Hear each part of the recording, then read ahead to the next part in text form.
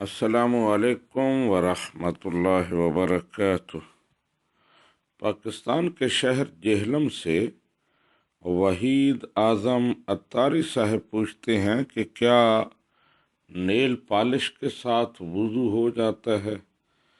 یعنی عورت نے نیل پالش لگائی ہوئی ہے، اس کو اتارے بغیر وضو کرتی ہے تو کیا اس کا وضو ہو جائے گا؟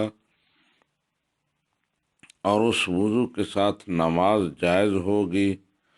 کہتے ہیں کہ بعض لوگوں نے موزوں پر قیاس کرتے ہوئے کہا ہے کہ جس طرح موزے پہنے ہوئے ان پر مسح کر لیا جائے تو وضو ہو جاتا ہے، ایسے ہی نیل پالش کے ساتھ بھی وضو ہو جاتا ہے۔ جی وحید اعظم اتاری صاحب، اگر نیل پالش ایسی ہے جس کا اپنا وجود ہے، اپنی اس کی ایک تہ بن جاتی ہے ناخنوں کے اوپر، تو پھر اس کے ساتھ وضو نہیں ہوتا، کیونکہ وہ پانی کو ناخنوں تک پہنچنے سے روکتی ہے۔ لیکن اگر نیل پالش ایسی ہو جو صرف رنگ ہے، اس کا کوئی اپنا وجود نہیں، اس کی کوئی تہ نہیں، تو پھر وضو ہو جائے گا اور اس وضو کے ساتھ نماز پڑھنا ویلڈ ہوگی۔ قرآن پاک کا حکم ہے فَاغْسِلُوا وُجُوهَكُمْ وَأَيْدِيَكُمْ، کہ وضو میں تم اپنے چہرے دھو اور اپنے ہاتھوں کو دھو۔ اب اگر کوئی شخص ہاتھ مکمل طریقے سے نہیں دھوتا یا اس کے جسم پر کوئی ایسی چیز لگی ہوئی ہے جو ہاتھوں تک پانی پہنچنے میں رکاوٹ ہے، تو قرآن پاک کے اس حکم پر عمل نہیں ہوگا اور وضو مکمل نہیں ہوگا۔ جہاں تک تعلق ہے نیل پالش کو موزوں پر قیاس کرنے کا، تو یہ قیاس غلط ہے۔